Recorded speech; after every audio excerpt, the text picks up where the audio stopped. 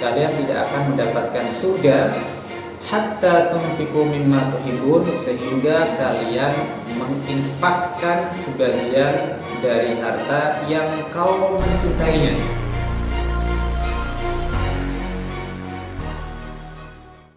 Maha mengetahui. Kemudian juga dalam surah Ali Imran ayat ke-92 atau awal dari juz yang keempat, Allah Subhanahu wa taala berfirman, A'udzubillahi minasyaitonirrajim, lan tanalul birra hatta tunfiqu mimma tuhibbun wa ma tunfiqu min syai'in fa innallaha bihi alim. Kalian tidak akan mendapatkan kebaikan. Bahkan dalam para ulama tafsir mengartikan kebaikan albir di sini adalah al-jannah. Kalian tidak akan mendapatkan surga hatta tunfiqu mimma tuhibbun, sehingga kalian menginfakkan sebagian dari harta yang kau mencintainya. Wa ma tunfiqu min syai'in fa innallaha bihi alim, dan tidaklah apa-apa yang kau infakkan dari sesuatu itu, maka sesungguhnya Allah mengetahui terhadap apa yang diinfakkan. Maka saat itu ketika Abu Talhah Al-Ansari mendengar ayat ini turun kepada Nabi Shallallahu Alaihi Wasallam, maka beliau segera mewakafkan kebun kurmanya yang ada di depan masjid Nabi. Jadi bagaimana semangat keislaman, ya, semangat sosial mereka, dan juga semangat keimanan yang dimiliki oleh para sahabat, yang mereka melihat ini adalah salah satu investasi yang tidak akan rugi. Kalau kita bertransaksi atau bermuamalah dengan manusia, mungkin banyak cerita orang-orang yang dirugikan. Banyak orang pengusaha ketika memulai usahanya atau ketika usaha ini berjalan, mereka akan mengalami seperti ditipu orang, ya, atau mungkin mengalami pasang surut, ya, dalam pemasaran.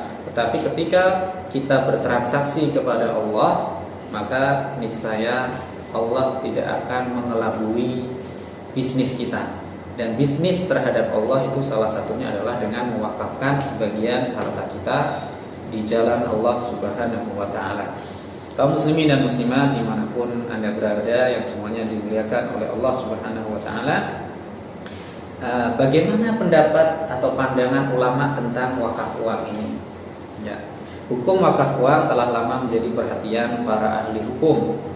Terutama di sini banyak sekali sumber menyebutkan bahwa wakaf uang telah dipraktikkan oleh masyarakat yang menganut madhab Hanafi. Kita tahu bahwa madhab Hanafi ini madhab yang begitu fleksibel, mempunyai fleksibilitas yang sangat luas dalam memahami makna transaksi atau muamalah.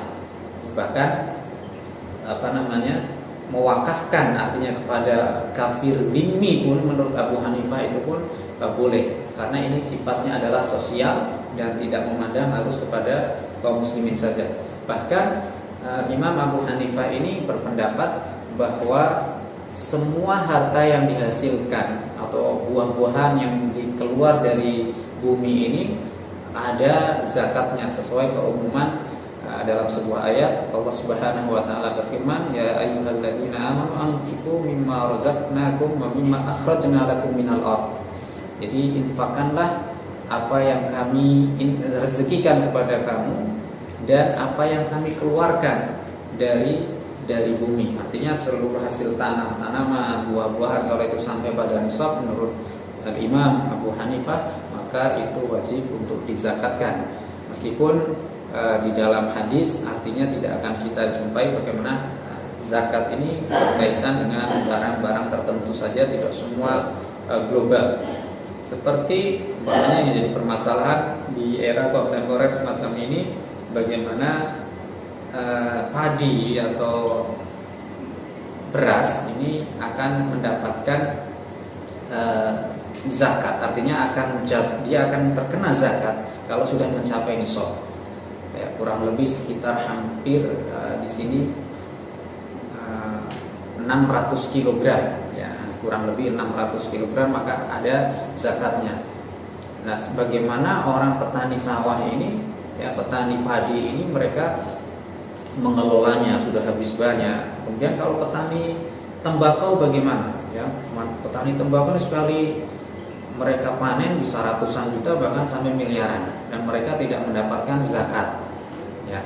Dan ini tentu menjadi pandangan kita cukup apresiasi, dan kita berikan apresiasi yang juga tinggi kepada Al-Imam Abu Hanifah dalam berijtihad masalah muamalah ini.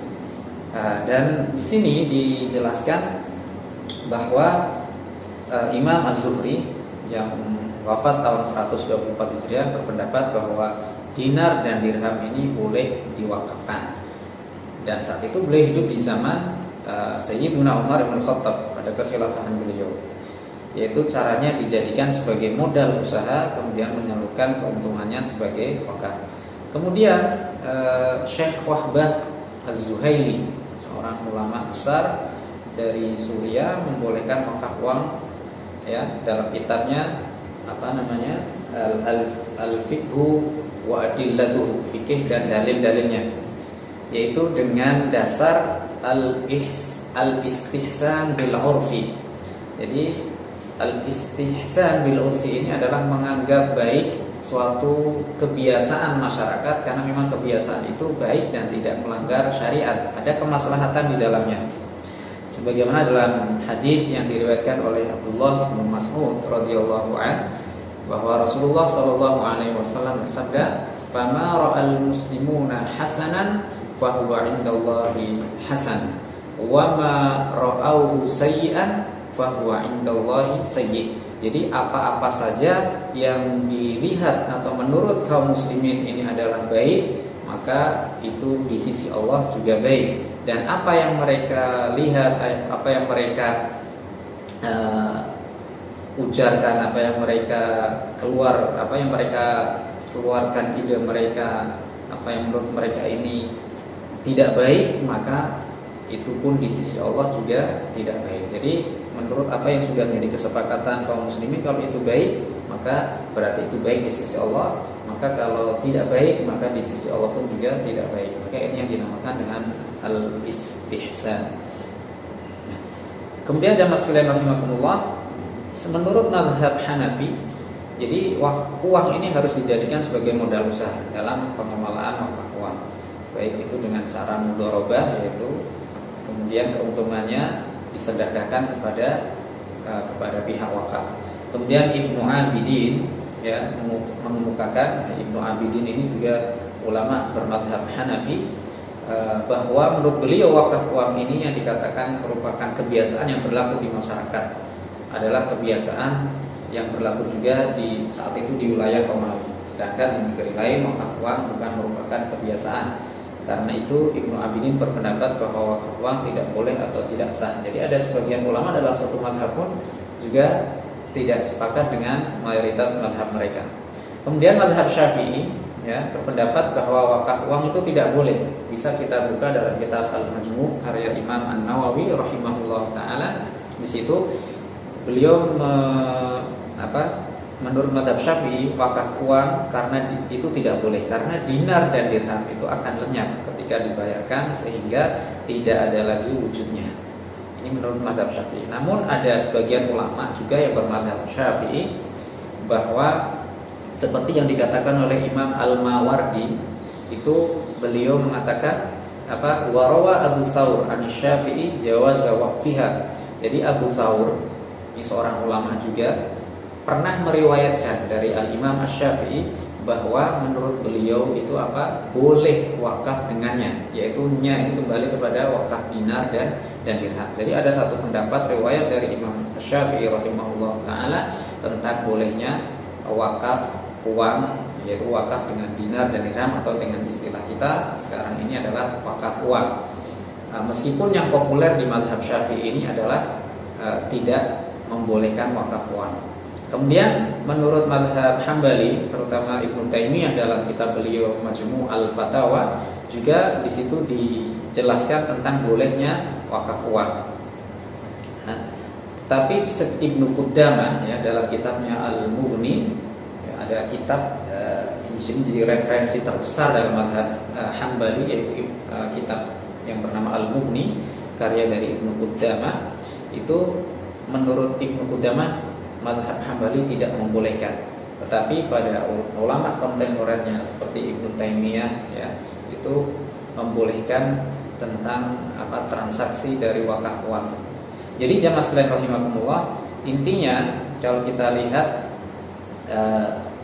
ulama-ulama klasik memang banyak sekali yang tidak membolehkan wakaf uang. Meskipun ada juga sebagian dari mereka, artinya tidak sedikit dari mereka yang membolehkan wakaf uang ini. Bahkan sampai kepada kita, Indonesia ini termasuk negara yang cukup terlambat dalam mengatur perundang-undangan tentang wakaf uang. Jadi fatwa MUI tentang wakaf uang ini baru ditetapkan pada tanggal 11 Mei 2002. Jadi baru kemarin, ya kan? Kemudian ditetapkan dalam peraturan dan Undang-Undang Nomor 41 Tahun 2004. Padahal negeri jiran Malaysia itu sudah jauh-jauh hari sudah memfatwakan wakaf uang. Kita baru tahun 2002. Jadi kita cukup terlambat sehingga kebanyakan mayoritas Muslim di Indonesia ini orientasinya tentang wakaf itu adalah benda tidak bergerak. Sehingga banyak mereka yang mengatakan, wah ada ini wakaf yang bergerak seperti uang ini apakah boleh? Karena apa? Mereka masih berkutat kepada pendapat-pendapat klasik. Dan pemerintah kita juga memang baru mengeluarkan fatwa di sini MUI juga pada tanggal 11 Mei 2002. Artinya kita termasuk sangat terlambat dibandingkan dengan negara-negara yang lainnya. Jamaah kaum muslimin dan muslimat yang dimuliakan oleh Allah Subhanahu wa taala, tentang wakaf uang ini kita ada menjadi kesimpulan. Ada kesimpulan yang ingin saya keluarkan di sini, bahwa wakaf uang ini atau wakaf dengan uang ini hukumnya adalah boleh sesuai yang sudah difatwakan oleh Majelis Ulama Indonesia dan juga dalam Undang-Undang Nomor 41 Tahun 2004 itu pemerintah kita sudah mengambil kebijakan tentang bolehnya berwakaf dengan benda bergerak seperti halnya uang, karena melihat ada kemaslahatan yang bisa diambil dari pengelolaan uang tersebut yang nantinya bisa dijadikan sebagai modal usaha yang nantinya kelak kemanfaatannya bisa didistribusikan kepada pihak-pihak yang boleh menerima wakaf uang tersebut. Jamaah kaum muslimin dan muslimat yang dimuliakan oleh Allah dimanapun Anda berada, itulah sekilas mukadimah pengenalan kita tentang wakaf uang. Mudah-mudahan bisa memberikan manfaat pencerahan terhadap kita tentang apa sih sebenarnya wakaf uang ini, sehingga dengan apa yang kita punya, seberapa besar atau seberapa banyak yang kita punya uang kita, maka insya Allah bisa kita wakafkan, bisa kita sedekahkan untuk nantinya menjadi investasi bagi kita baik di dunia maupun di akhirat. Jangan ragu untuk berwakaf, jangan pernah bimbang untuk takut miskin karena menyedekahkan atau mewakafkan sebagian uang kita. Insya Allah Allah akan menggantinya dengan yang lebih baik, dan tidak mungkin sedekah ini akan mengurangi harta kita, sebagaimana disabdakan oleh Rasulullah SAW, "Nafasat shadaqatun min mal." Sedekah ini tidak akan pernah bisa mengurangi harta orang yang mensedekahkan. Itu saja, mudah-mudahan bermanfaat. Sekian dari saya. Assalamualaikum warahmatullahi wabarakatuh.